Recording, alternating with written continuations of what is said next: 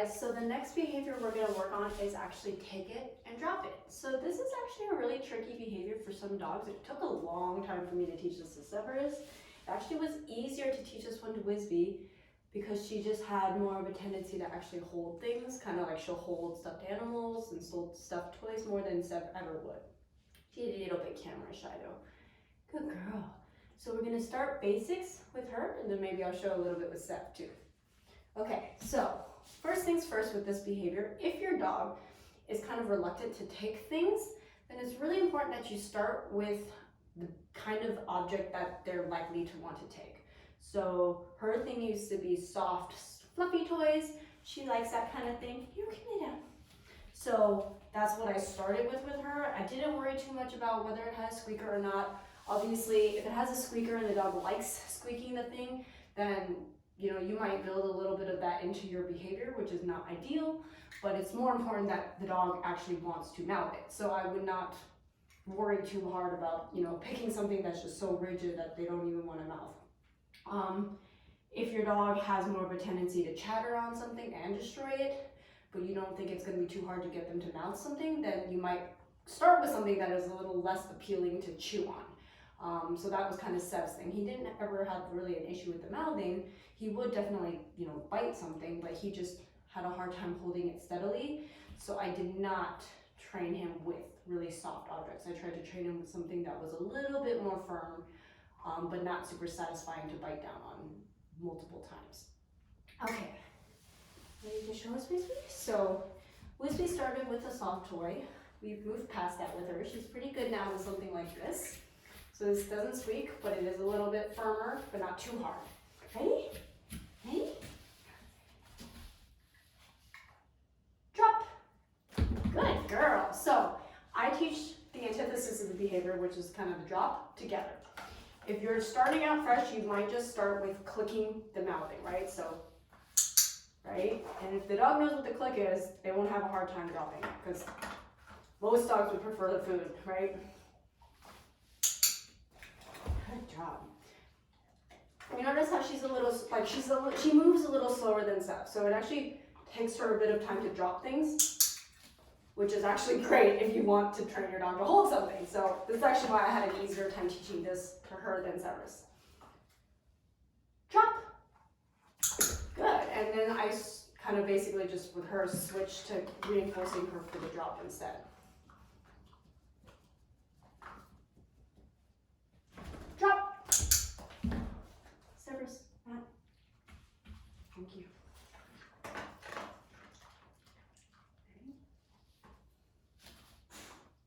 Drop. Good girl. And make sure you reinforce, right? If your dog drops prematurely, it kind of depends on the dog, right? First session, I might not click anything. I might just maybe toss a treat to reset them so that they don't become discouraged. If your dog is kind of like a Wisby, she's kind of like a hidden potential dog. She can become easily discouraged. I reinforce pretty generously with her, and I'm not worried about her gaining weight. She's got plenty of weight she can gain. I cannot give this girl enough calories, so sometimes,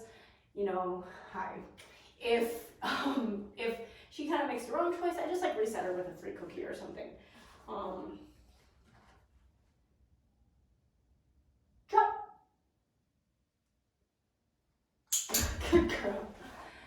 The other thing is, if your dog already knows stay, that can sometimes help. I'm not saying it's always going to help, but sometimes that helps, right? So, stay, drop. Just to get them to freeze for a second, even if it's just 1-2 seconds to kind of get this concept of duration in there. Stay, drop. Good girl. You want to pick something kind of balanced, right? Something kind of like this is actually nice too, because when they grab it, it sort of hangs just based on the shape of it, and it's likely to kind of drop, lend itself to kind of hanging balance because it's a circle and it's easy for the dog to balance. Drop it. Nice, girly. Excellent job. Excellent job. Gonna try it again. Drop. Good girl. Excellent. Nice job, baby. so that's how it kind of works with Whizbee. Let's switch the dogs out and then see how Severus does. Sev, free. Good boy. Okay. Sev, why don't you come over here? Come here. Whizbee, go to the mat. Good girl. Yeah. Nice job. Excellent. Okay, Sev. So, Sev, different story. Shiba Inu. No interest in holding anything whatsoever unless it's food, and then he just wants to eat it. So I actually started with a fork before I had a dumbbell, but I bought this pretty shortly. Okay, bye Wiz. I bought this pretty shortly because I wanted something hard and plastic, and he's just not very likely to bite this. Wiz, you're gonna block the camera. Come here. Come here. Wiz, right? You just lay down here. Wanna just lay here? Okay, you take that over. Good girl. Yeah. Good job. Nice. You just stay there. Okay, so I used a fork that had a plastic handle, like one of those cheapo forks from Target, and then my husband got really mad at me and moved on to this. Okay, Seth, ready? So with Severus, how I first started was I had to do this. Yes. And just hold it. Yes. And basically what I did over time, and because both hands are on it, I used a verbal cue. I did not use a clicker. Yes. And I was literally just marking like a solid, non-chattery hold. Yes. And then what I started to do was hover my hands over the dumbbell. Yes. And I mean, now that he knows it, it's kind of hard to replicate it, but it was really baby steps for a long time. For a long time, I could only leave my hands, a centimeter aside before he would probably drop it or start to roll it. So yes, but the fact that my hands were there, I think helped just kind of remind him, it was a way of fading the cue kind of subtly. Yes, good boy. And then once I got to a couple of seconds of duration with him, again, I started to just ask for the drop. Drop. Good boy. And for a dog who will always prefer the food over the item, this is not difficult. Sit. Drop. Good boy. Nice job. Sit. Drop. You can drop. Good boy. It gets caught on his canines because he has giant canines. Drop. Good boy. So, the other thing that I learned, down, step down. One thing that I learned later after I kind of taught this to him, which I kind of had wished I'd learned earlier, was something called Zen hand. So I learned this from Sarah Brewski. And essentially she uses this to build duration on things. Now Zen hand is kind of like a keep going signal essentially. So if your dog already knows the whole idea of leaving food in the hand, in your hand, so not going for your food, this is kind of a way to teach them as long as the hand is opened, you're doing the right thing, and when you start to do something I don't want to reinforce, I'm going to close the hand. People will argue that that is punishment. It probably is, right? Because you're using the fact that this stimulus of your hand closing is ideally supposed to punish the behavior that you don't want, and you want to see more of the continued hold position. That being said, I don't think it's evil. It can work for some dogs as long as your dog already understands, it's your choice type thing really well. I use this to build stillness and things early on with Severus. So I've used it to do to work on stationary nose targeting, for example, for him, which was something that was really difficult for him because he was really licky kind of dog or a really peckish type dog. So you could also use this for holds. So this is kind of how it works.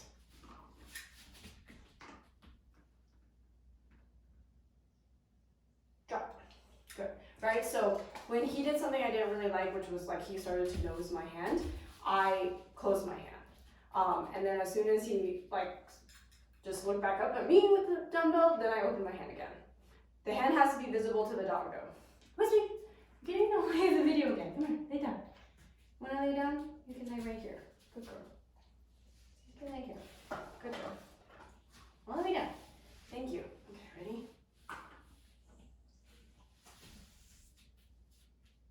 Yes, good boy, right? So the idea is obviously to maximize success for the dog still. So I mean, you still don't want to be building duration in an unreasonable rate for your dog. It still has to be reasonable. But this can sometimes help still them because, especially if they've already learned that, if they've already learned, you know, like hand with food means look at owner and be still kind of thing and don't go after food, then that can help. Whiskey, come here. Down. Good girl. Obviously, I haven't been very strict with Whiskey's back because she's not really a problem with Severus's training sessions. Yes, good boy.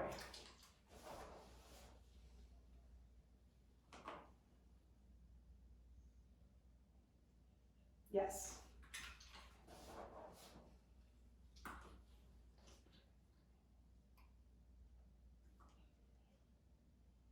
Yes.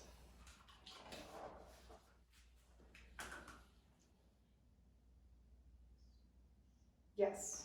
Good. So, yeah.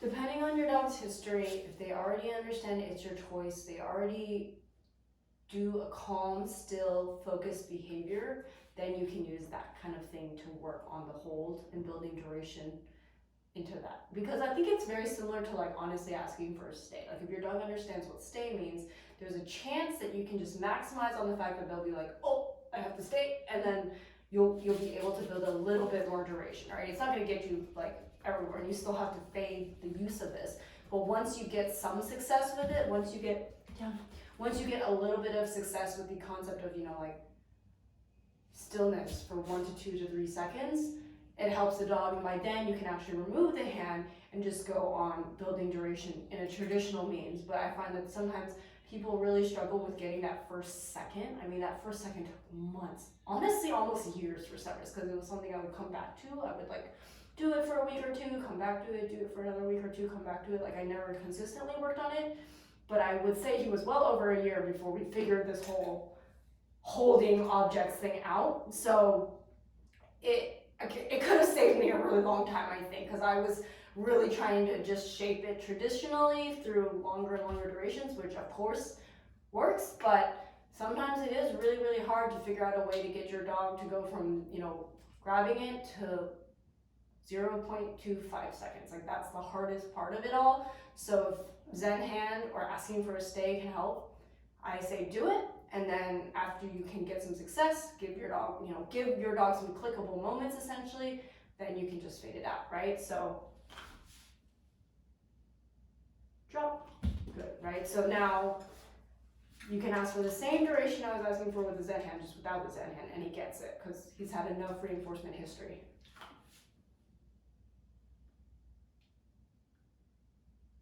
Drop, good boy.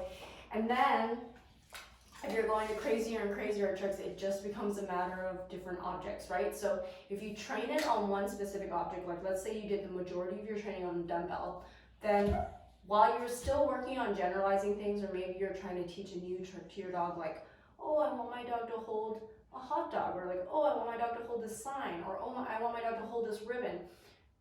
If this is still somewhat new to your dog, start the session with the original item, right? Remind them kind of context clues of kind of what they're doing, and then quickly move to a different object that maybe is the object you want to photograph, or maybe you're trying to take make a cool new trick out of it. But early days, I would almost always start Sev with 5 repetitions on the dumbbell, and then I would eventually move to the ribbon that I wanted him to take a photo of, or the hot dog that I wanted him to eventually retrieve, or the piece of paper that I wanted him to be able to hold for like a sign or something like that. So there's no harm in going back and using like your original context clues, especially early days with your dog, if you need to. Okay, this little bat. Time to give him a break. Okay, thanks for joining us, Bisbee. Okay.